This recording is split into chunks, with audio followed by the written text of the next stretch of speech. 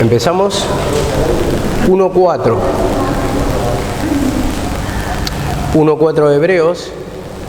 Amén. Dice así la palabra: hecho tanto superior a los ángeles, cuando heredó más excelente nombre que ellos. Porque ¿a cuál de los ángeles dijo Dios jamás, mi hijo eres tú? Por favor, un poquito de agua. Amén. Perdón, gracias. Bueno, habíamos dejado ayer, en el 1:3, cuando decía que el Señor se sentó a la diestra de Dios por hacer el sacrificio. Y acá dice, el 1:4, hecho superior a los ángeles. Cuando heredó más excelente nombre que ellos, por tanto, porque ¿a cuál de los ángeles dijo Dios jamás, mi hijo eres tú? Vemos que primeramente dice que se sentó a la diestra de Dios, ¿no? Cuando dice que se sentó a la diestra de Dios, está diciendo acá la palabra que tuvo autoridad, y como dice acá en el 1:4, que tuvo más excelente nombre. Eso nos llevaba a Filipenses 2:9, cuando dice que le dio un nombre sobre todo nombre. Entonces le daba la autoridad. Nombre sobre todo nombre quiere decir un nombre superior. O sea, vamos a decir así: mi nombre es Javier Cardoso, apellido, y por ejemplo, el intendente de Morón tiene su nombre, creo que es Lucas I, ¿no? Entonces, civilmente él es más autoridad que yo, y después el presidente, si lo llevamos, es un hombre con más autoridad que el intendente y que yo. Por lo tanto, así también la autoridad de Jesucristo, como le dice, el Padre le dio un nombre con toda autoridad, para que en el nombre de Jesús se doble toda rodilla. O sea, lo que manda, la voz de Él, la autoridad, es mandato. Entonces, ¿todo por qué? Porque tomó la cruz. Entonces, cuando nosotros tomamos la cruz, también tenemos autoridad sobre el enemigo. O sea, tomar la cruz quiere decir humillarse, quiere decir confesar el pecado, quiere decir pedir perdón. Pedir perdón, ¿por qué? Porque nos despojamos del pecado. Entonces, después de despojarnos del pecado, a través del sacrificio de Cristo, somos libres. Al ser libres, ya no estamos cautivos bajo Satanás, porque tenemos la autoridad por Cristo Jesús para ser libres. Dice la palabra: si pecamos, abogado tenemos para con el Padre a Jesucristo el justo. Y como Él nos hace libres, Él pagó el precio en la cruz del Calvario. Entonces, vemos que nos da autoridad contra el pecado. El pecado o Satanás nos quiere encerrar, nos quiere esclavizar.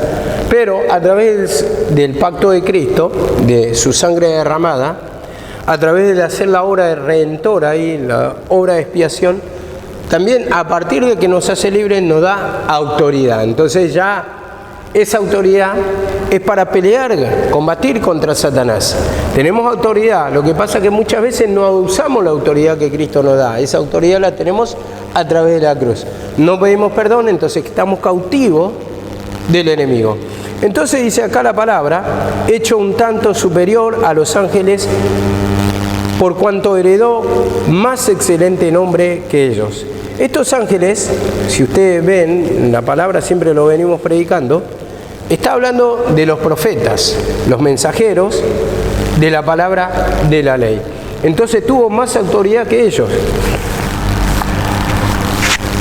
En el sentido de que vemos que por la ley de los profetas no pudimos ser libres, no pudimos obtener salvación. Y dice, tuvo más autoridad que ellos, que los ángeles, hecho un tanto superior. Y dice acá la palabra, por lo cual, porque a cuál de los ángeles Dios dijo jamás, mi hijo eres tú. Y vemos que al Señor le dijo, mi hijo eres tú. Ustedes ven que cuando se presentó en la visión, en Marcos, y creo que también está en Lucas, que estaba Pedro por un lado, y no me acuerdo qué profeta por el otro, qué apóstol, perdón, Y entonces dice que lo cubrió una nube y le dice, este es mi hijo amado en quien tengo complacencia. Y dice también, a él oír. Entonces dice, mi hijo amado. Entonces vemos que le dice hijo, entonces lo sienta también, le da la autoridad. Y a los ángeles jamás le dijo hijo. ¿Por qué? Porque no recibieron la salvación. Entonces, él es su hijo, digamos, en espíritu. Vemos que naturalmente es su hijo, espiritualmente es su hijo. Pero a los ángeles jamás le dijo mi hijo. Dijo mensajero, siervo, pero ellos no tenían la salvación por el mensaje de la ley. Entonces no tenían la calidad de hijo, no tenían la naturaleza de Dios. Entonces no eran nacidos de Dios. ¿Podemos entender así? No eran nacidos de Dios. Entonces no podían, al no tener la nueva naturaleza, no eran engendrados de Dios. Entonces no tenían esa naturaleza y por lo tanto no eran hijos. ¿Cómo le dice a los fariseos el Señor en el mensaje de la ley? ¿Cómo le dicen a los fariseos? Ustedes son hijos de Satanás, ¿no? Hijos del diablo. Y los deseos de él queréis hacer. ¿Por qué? Porque la ley no daba salvación. Pero en el mensaje de Cristo tenemos autoridad, tenemos salvación, nos sentamos a la diestra de Dios. Toda una figura espiritual para poder entender, hermano, nuestra posición en que estamos. La posición de hijo. Y entonces, cuando te dice hijo y que tenés autoridad, entonces tenemos que combatir contra el pecado a través de tomar la cruz, de creer que en el sacrificio ya hizo la obra, de estar en esa posición de gozo, de paz, de alegría, y no sufriendo, porque muchas veces nos entregamos a la derrota, a ese espíritu de abandono, a ese espíritu de no voy a cambiar más. Entonces empezás a vivir una vida derrotada, una vida triste, diciendo jamás voy a salir. ¿Por qué? Porque no estás tomando la cruz. Porque una vez, como dijo ayer el mensaje por la mañana, ¿por qué se lamenta el hombre viviente? Laméntese por su pecado. Muchas veces nos vivimos lamentando, nos quedamos en un momento en confusión, en desaliento, en buscar culpables. ¿Por qué? Porque esa naturaleza está en nosotros. Nos confunde en un momento el diablo, nos pone una venda en los ojos y ya empieza la incredulidad. Y empezar la incredulidad vemos todo negativo, no vemos la salida, vemos solamente la derrota y no vemos el beneficio de la cruz. ¿Y la cruz está para qué? ¿Dónde nos hizo libres? En la cruz. ¿Dónde nos dio la victoria? En la cruz. ¿Dónde nos dio salvación? En la cruz.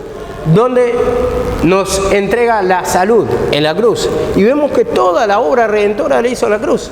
Pero nosotros no creemos. Y ahí está la incredulidad. Y ahí es cuando tenemos que confesar, perdóname, Señor.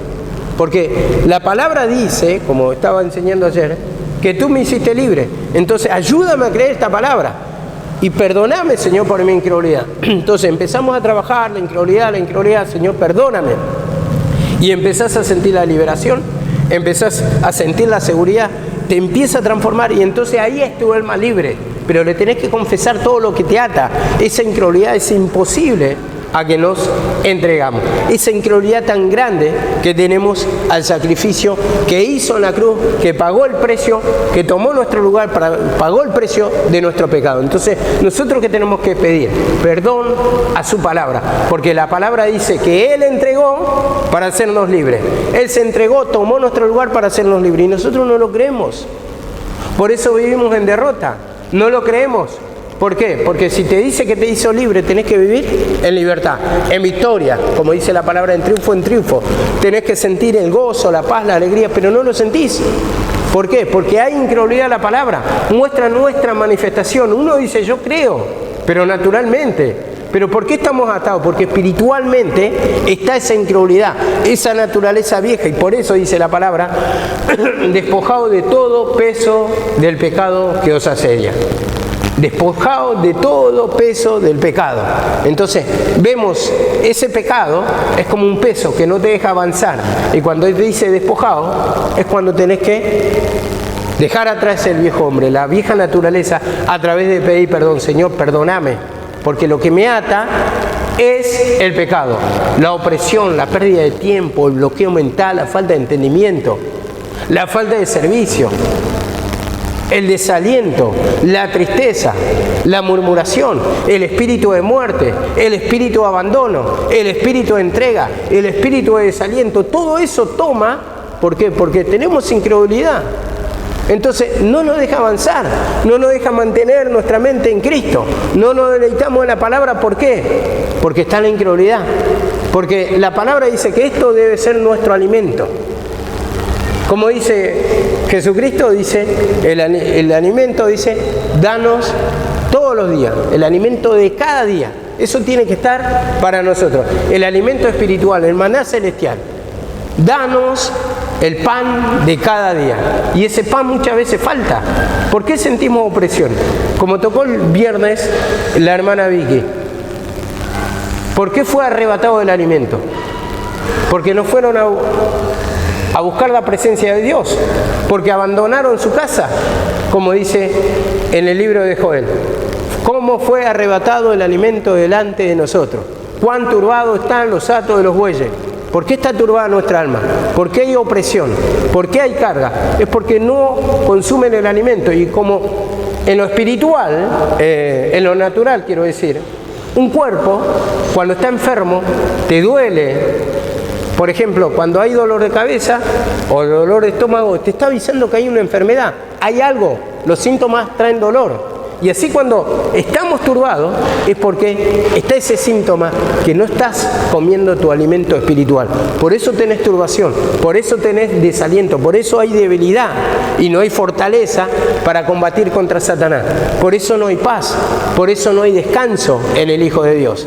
Entonces dice acá la palabra, Efesios 1:21, dice así la palabra: muy por encima de todo principado, autoridad, poder y dominio, y de todo nombre que se nombra, no solamente en este siglo, sino también en el venidero. Vemos acá la palabra, muy por encima de todo principado, todo poder, todo principado, como dice acá, autoridad, poder y dominio. Léame otra versión, por favor. 1:20 y 21 de Efesios. 1:20 y 21 de Efesios. Si podés venir acá y ponerte al lado para que se escuche la lectura. Acá está bien. Dios resucitó a Cristo y le dio lugar en el cielo, a la derecha de su trono. Con ese mismo poder, Dios le dio a Cristo dominio sobre todos los espíritus que tienen poder y autoridad y sobre todo lo que existe en este mundo y en el nuevo mundo que vendrá. Reina Valera, ¿quién tiene la versión de Reina Valera?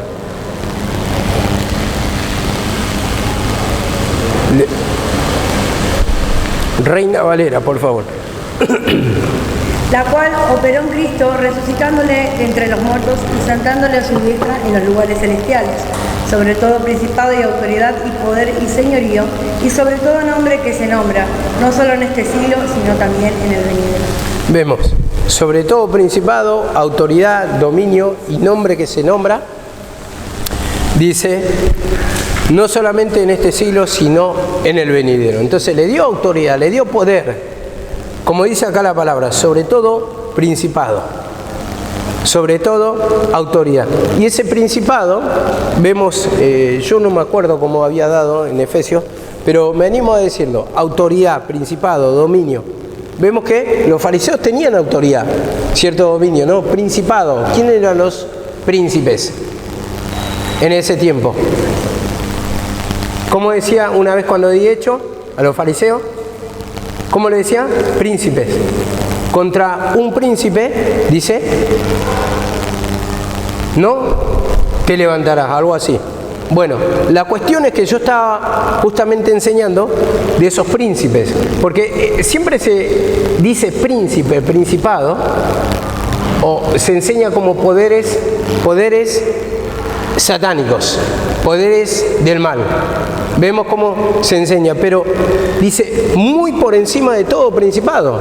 Está diciendo, ellos tenían autoridad en cuanto a la ley, pero Cristo, dice, es superior. Dice, autoridad, poder y dominio que se nombra, dice, no solamente en este siglo, hablando del tiempo de la ley, sino también en el venidero. Está mostrando el tiempo después de la crucifixión, el tiempo de gracia, el tiempo de regalo, el tiempo del reinado de Cristo. Entonces eso es lo que está mostrando, que tiene autoridad sobre todo principado, sobre los ángeles, podemos decir, sobre los profetas. ¿Cómo me está costando impresionante predicar? Bueno, la garganta. Y vemos acá que dice sobre todo principado y sobre toda autoridad, dominio y sobre todo nombre que se nombra. Entonces le dio autoridad y es su nombre tiene más autoridad que todos los profetas que profetizaron en la ley. ¿Por qué? Porque dio salvación. En cambio, ¿en el mensaje de la ley había salvación? No. Vemos que no había salvación, sino que por el mensaje de Jesucristo vino la salvación. Entonces, tiene más excelente nombre que los principados, como dice acá, autoridad, poder y dominio. Que en ese tiempo de la ley tenía, como dice la palabra, y muchos mensajes de la sierva la habrán escuchado, cuando decían que el ministerio de condenación tuvo su gloria, pero mucho más excelente o mucho más poderoso es el ministerio de justificación. En ese tiempo tuvo gloria y tenía autoridad y tenía poder, pero ahora tenemos un ministerio de justificación, justificación al hacernos libres del pecado, justificarnos delante del Señor. Somos libres, tenemos la calidad de hijo o la adopción de hijo, como dice en Gálatas. Pedimos perdón, nosotros tenemos la nueva naturaleza, tenemos liberación, tenemos salvación. Entonces ahí está la autoridad de Cristo. Entonces esta versión del 1.21 de Efesios la tendrían que buscar. Yo realmente entre tanto trabajo no tuve tiempo, pero en varias versiones. Pero ya lo voy anticipando. Estos principados no está hablando de poder satánico, sino que le dio un poder, como dice, sobre todo principado, que quiere decir sobre, que es superior al mensaje de los profetas, al mensaje de la ley.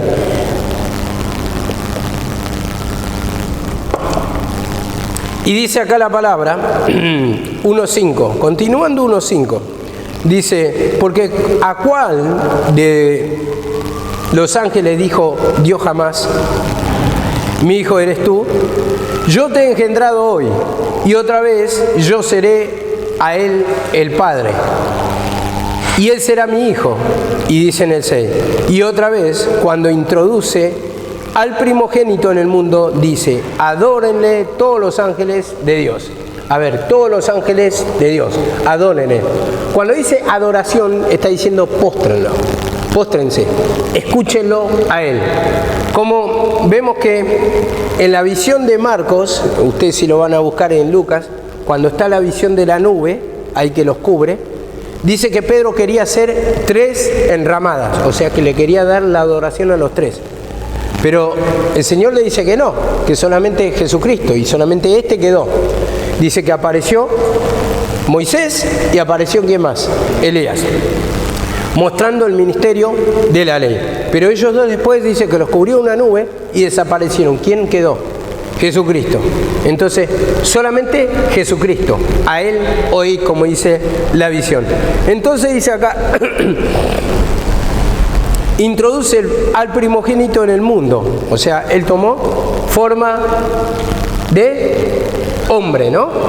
Dice, en Mateo creo que está, dice, el verbo hecho carne. El verbo hecho carne. La palabra hecho carne. Vemos cómo nació Jesucristo, que vino a este mundo y como dice acá, lo introdujo en el mundo. Dice, adórenle a los ángeles. Adórenle todos los ángeles, perdón. Y esto nos lleva a 1 de Pedro 3.22. La verdad que nunca me costó tanto con esta garganta, pero ya vamos a ir terminando. A ver. Dice así la palabra: ¿quién está a la diestra de Dios, habiendo subido al cielo después de que habían sido sometidos los ángeles, autoridades y potestades? Vemos acá la palabra. ¿Quién está a la diestra de Dios? ¿Quién está? ¿Quién está a la diestra de Dios? Habiendo subido al cielo después de que le habían sido sometidos los ángeles. ¿Quién está a la diestra? Jesucristo. Vemos sentado, coronado de honra y gloria, como hemos leído. Y dice, que le habían sometido todos los ángeles, o sometido los ángeles. Entonces, se somete ¿qué? Los ángeles. Los ángeles que venían profetizando, ¿qué venían profetizando? Del Cristo. Y vemos que se someten porque es un ministerio superior. Los ángeles que venían hablando, los profetas, venían hablando del Cristo. Y como dice, ángeles, autoridades y potestades. Y ahí está, cuando los ángeles, en ese tiempo, ¿quién eran los mensajeros? Los profetas. Pero también, ¿de dónde salían los profetas? De los judíos mismos. Entonces, estos mensajeros que tenían la ley, entonces se tenían que someter a Él. Someter a Jesucristo, creer en Jesucristo.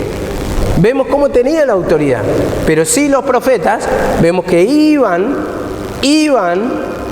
profetizando del Cristo, como acá tiene toda la autoridad, se sienta a la diestra de Dios, que quiere decir confianza, relación, gobierno.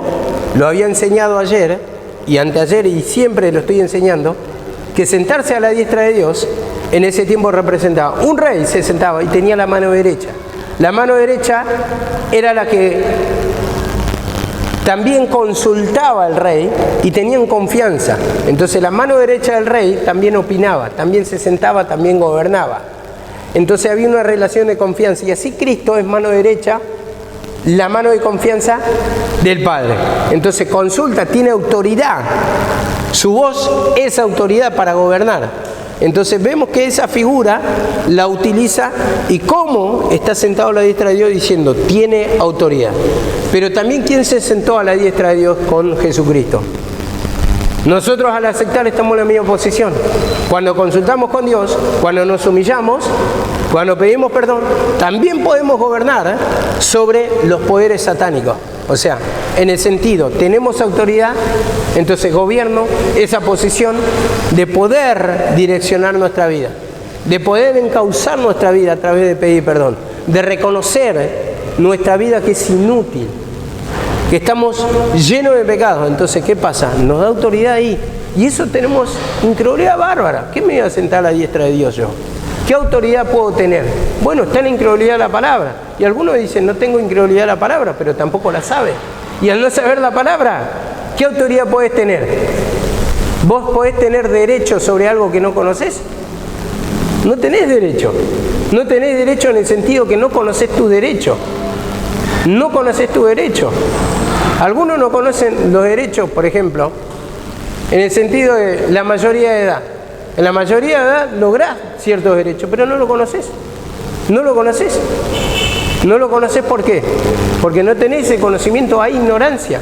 Y hay muchos derechos que tenemos. Por cuanto hijo, heredero, dice la palabra. Pero ¿por qué no disfrutamos de la herencia? Porque no conocemos lo que tenemos. ¿Por qué? Porque hay necesidad en la palabra, hay ignorancia. Entonces el Señor te dice, tenés derechos, pero para eso tenés que saberlo. Y para saber los derechos, ¿qué tengo que hacer? Leer la palabra del Señor. Toda la autoridad que nos da. Pero después, una vez que lo sabes, ¿qué tenés que hacer? Pedir perdón. ¿Por qué? Porque está en la incredulidad también, ¿no? ¿Está en la incredulidad? ¿Crees o no crees? ¿Crees o no crees? Entonces, vos tenés, por ejemplo, Noelia, la autoridad de estar con tus hijos, el derecho a estar con tu familia, el derecho en el sentido espiritual, ¿no? Y después te lleva al natural eso. Pero ¿qué pasa? ¿Tenés una gran incredulidad? ¿Tenés una gran incredulidad o no? ¿Tenés miedo? ¿Tenés temores? ¿Tenés un espíritu de entrega? Que parece que nunca te van a dar los hijos, que nunca lo vas a lograr. Entonces empezás, por esa incredulidad, llorás por los rincones. Empezás a desesperarte, empezás a quejarte, empezás a blasfemar contra Dios, empieza el insulto, empieza el malestar, empieza la entrega. Ya una persona frustrada ya dice, ya está perdido. Entonces ya se conforma con lo que tiene y parece que nunca va a cambiar su situación. Entonces vemos acá la palabra que tenemos esa autoridad, y se sometieron los ángeles, dice, y las autoridades y la potestad. Y dice Mateo 2:2.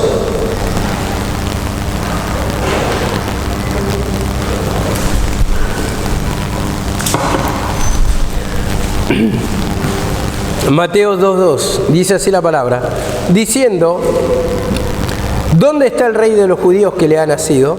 Porque su estrella hemos visto en el oriente y venimos a adorarlo. Vemos la adoración, como dice, póstrense los ángeles, adórenle, síganle a él, escúchenlo a él. Entonces dice que acá vinieron los magos, los reyes, como dice, de oriente. Vemos, porque su estrella hemos visto en oriente. Había dado una vez que esos magos se traduce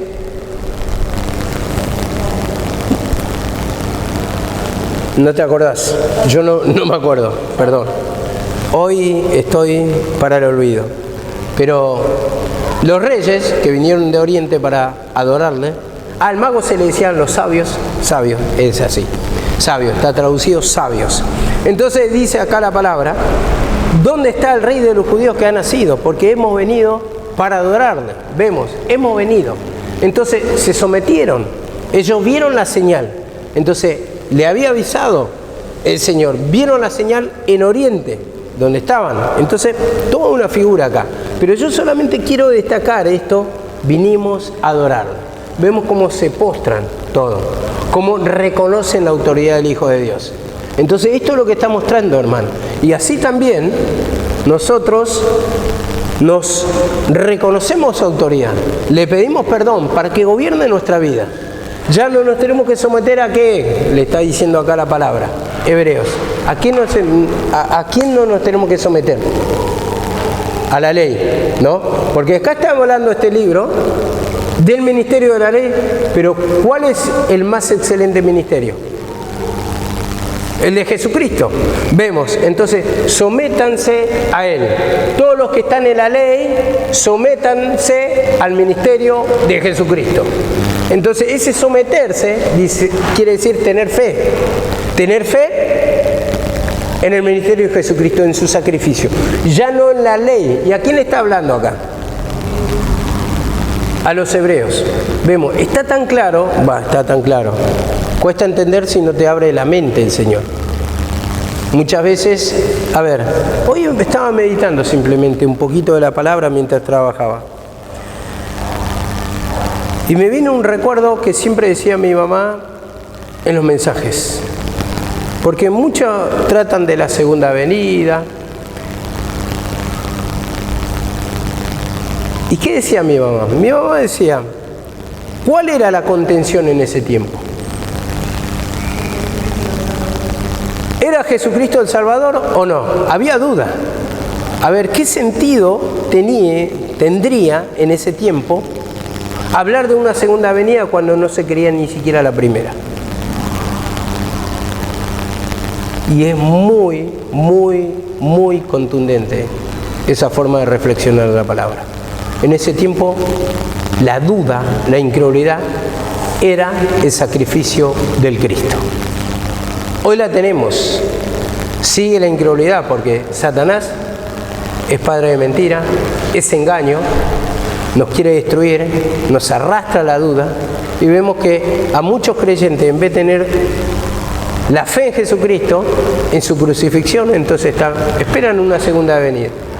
Ahora, ¿cómo lo esperan si no hay santidad? Entonces la mayoría está entregado, la mayoría te dice, y bueno, me voy a esconder, como decía un hermano, me voy a esconder en el monte para que no me encuentre cuando venga la tribulación, la persecución. Mirá el pensamiento, ¿no? Porque si creen tanto en la segunda venida, tendría que haber preparación. Pero ellos creen que es un grupo muy reducido y tienen tanta incredulidad que van a llegar a esa perfección que dice, bueno, podría ser este pastor, y vamos a juntar 144.000 personas escogidas y entre esos no estoy yo, porque ven la imposibilidad en su vida. Y ahí está la incredulidad de la perfección. Sí, Dios no hace excepción de personas, está esperando solamente la humillación de uno para perfeccionarlo.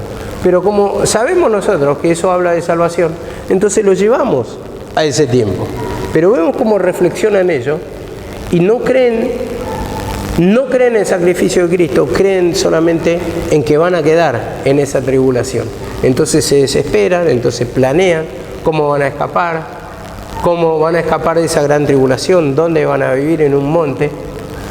Y es todo tan erróneo, pero tan grande la incredulidad. Pero ellos tienen fe en esa segunda venida, pero no tienen fe en el sacrificio. ¿Por qué? Porque si tuvieran fe en el sacrificio, lo tendrían que perfeccionar para santidad. Perfeccionar espiritualmente. Perfeccionar en el gozo, en la fe, en la paz, en la alegría. Tendrían que ser fieles, pero no lo son. Están entregados. Y vemos que este mensaje, cuando nos da entendimiento de esto, el tiempo justamente de la crucifixión es el que está marcando en la palabra, que ya no, como decía ayer, no hay una segunda venida.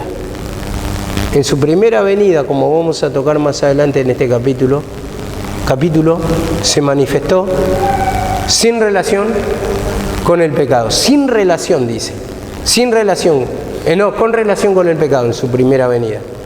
¿Cómo trató con los profetas? Relación con el pecado. En el tiempo antiguo, con Abraham, por ejemplo, estaban todos en condenación y se relacionaba igual el poder de Dios, el poder de Dios, el poder de Dios. Algunos me dirán, no, pero Jesucristo está diciendo. Bueno, el que, como leímos ayer, el que ha visto al Padre, el que me ha visto a mí, ha visto al Padre. Entonces, ¿por qué? Porque están en acuerdo. Entonces dice, como dice el Salmo, en el principio de la creación yo estaba con Él, dice. Cuando trazó el círculo sobre la faz de la tierra, yo estaba con Él. Entonces ya estaba en comunión, ya estaba en acuerdo. Y se manifestaba el poder de Dios con relación con el pecado. Vemos que en el desierto, ¿cómo se manifestó? Con la nube para guiarnos, ¿no? En el desierto. Vemos de noche cómo era, una columna de fuego que los guiaba, que los alumbraba. Y vemos que después se manifestó sin relación con el pecado. ¿Por qué? La palabra dice, sin santidad nadie verá a Dios. Entonces, ¿qué tenemos que nosotros hacer después del pacto de Cristo? Reconocer nuestro pecado, pedir perdón. Es un reino espiritual. Entonces ahí vamos a estar cara a cara, en comunión con el Señor. Cara a cara le veremos. Entonces, ¿por qué? Porque esa cortina que estaba en el templo simbolizaba la separación de Dios con el hombre. Pero una vez que hizo el sacrificio de Cristo, se rasgó en dos, dice, y ya tenemos entrada al lugar santísimo nosotros. Ese cara a cara. ¿Pero por qué? Por su sacrificio. Entonces nosotros pedimos perdón, reconocemos nuestro pecado, entonces ahí somos limpios para entrar en comunión con Dios. Entonces, ese reino espiritual, cada vez que tenemos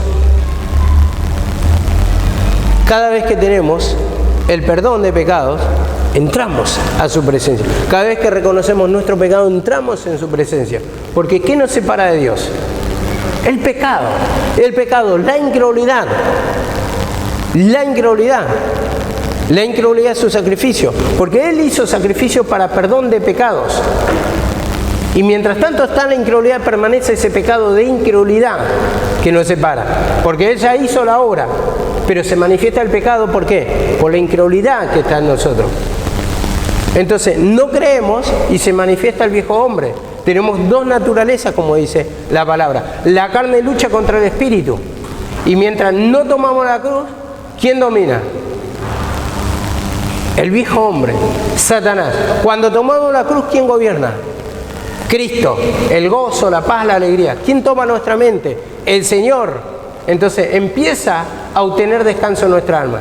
Y todo este libro de Hebreos se trata de eso, de mostrar el ministerio de condenación, pero también muestra el ministerio superior, el ministerio del perdón, el ministerio de liberación, el ministerio de gloria, el ministerio de la cruz, el ministerio de Jesucristo. Y eso quiere que apuntemos nosotros, el Señor. Que pidamos perdón para poder creer que la cruz hizo toda la obra. Entonces, cuando yo voy y le pido perdón, por cuanto tengo incredulidad que hizo la obra todo y me dio todo, la bendición, y soy libre, entonces ahí empiezo a ser libre, porque empieza a operar el poder del Señor, empieza a operar ese poder de la cruz. Como dice la palabra, llevó nuestras enfermedades. Entonces, si le empiezo a pedir perdón, empieza a operar ese poder. Y hay gran incredulidad, sí, gran incredulidad en el pueblo, gran incredulidad en mí. Dice, el castigo de nuestra paz fue sobre Él. Pero estoy turbado, estoy opresionado, estoy cargado. ¿Por qué? Porque tengo incredulidad. Incredulidad. ¿Cómo voy a tener paz si mi situación es desesperante? Mi situación es compleja. No tengo salida. Bueno, pedile perdón. Porque si es la paz que sobrepasa en todo entendimiento, en esa tormenta puedo operar, como operó la tormenta estando los discípulos. Dice, sálvanos que perecemos, ten cuidado de nosotros que perecemos.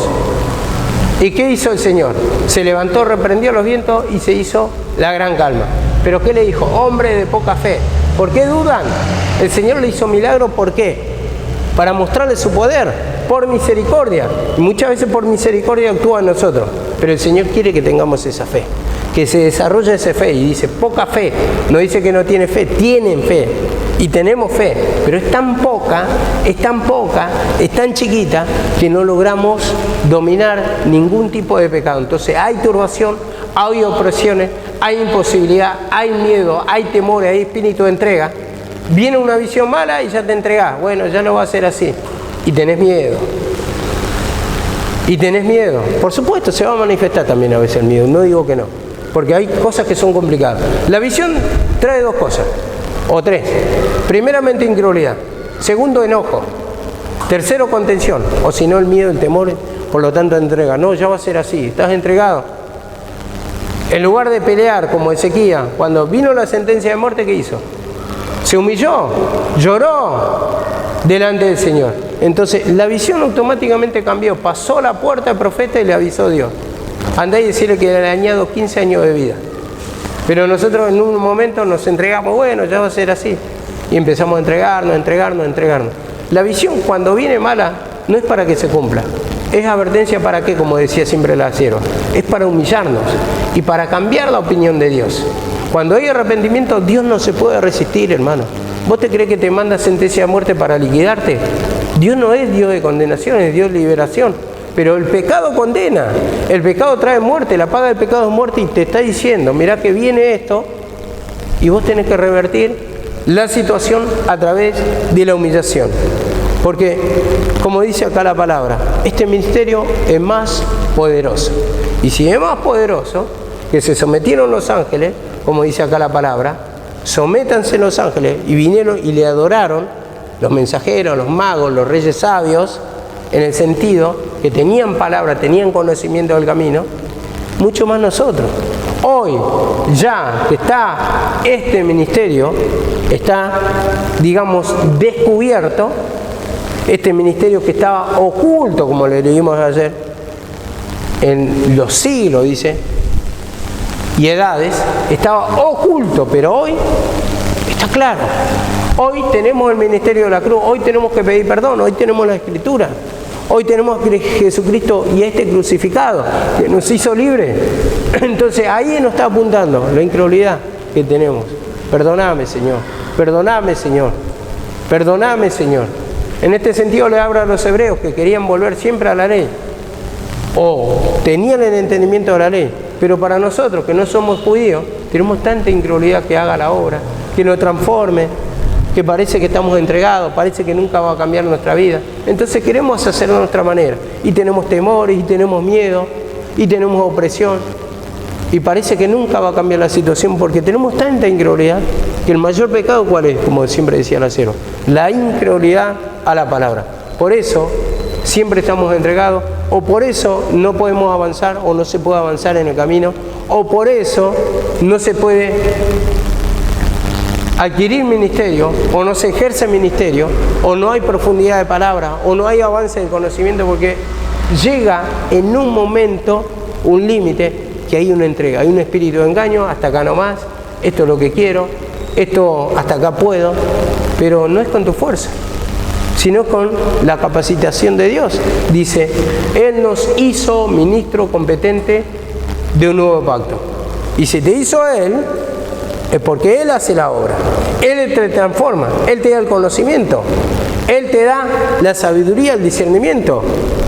En las manos del alfarero dice que el vaso se fundió. ¿Y quién hizo la obra? El alfarero. No hizo el hombre. La vasija no se transformó sola. Entonces, si Él hace la obra, Él no va a abrir nuestra mente. Parece que siempre van a estar bloqueados. Pero yo digo, esa es la incredulidad. ¿Por qué? Porque no le piden al Señor. Dice la palabra, el que tiene falta de sabiduría, pídala. Y el Señor va a dar abundantemente y se reproche. Entonces, ¿qué tenés que hacer? Leer. Leyendo lo cual podés entender. Te da el entendimiento del Señor a través de la lectura. Pero si vos no te pones a leer, ¿cómo te va a revelar? ¿Cómo te va a dar el conocimiento?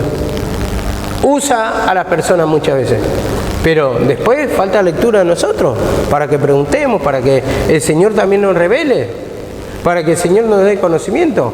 Pablo no solamente adquirió el conocimiento por escuchar a otro, a Ananías, sino que después empezó a leer y él empezó a revelar el Señor, le empezó a acomodar lo espiritual, le empezó a acomodar la palabra de la ley para tener entendimiento, para tener profundidad, para tener conocimiento. A mí Cristo me la reveló, dice. No le reveló a otro para venir a enseñarme, sino que tal vez en una situación te puede dar conocimiento, pero a ver, por mediante otro instrumento. Pero después la amplitud, la profundidad, a través de pedir perdón, pedir perdón, pedir perdón, te va a hacer dar este conocimiento superior. Bueno, lo dejamos acá, vamos a continuar creo que la semana que viene. Y ya voy a estar bastante más holgado para poder explayarme bastante mejor. Amén.